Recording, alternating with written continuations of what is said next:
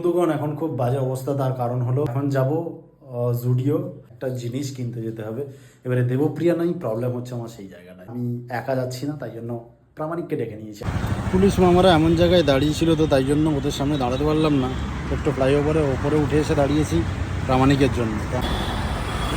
বাবা স্মার্ট ছেলে।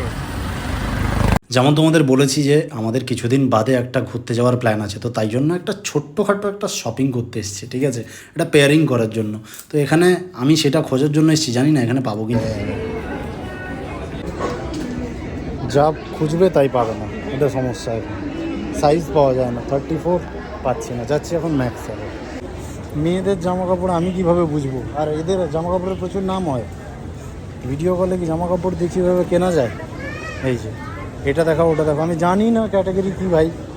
ব্যাপারটা খুব কঠিন হয়ে দাঁড়িয়েছে বন্ধুগণ আমার জন্য। দেবপ্রিয়া ভিডিও কলে বলছে ওর এইটা লাগবে ওটা লাগবে, কিন্তু প্রবলেমটা হচ্ছে আমার কাছে ওদের ক্যাটাগরাইজেশন আমি আইডেন্টিফাই করতে পারছি না।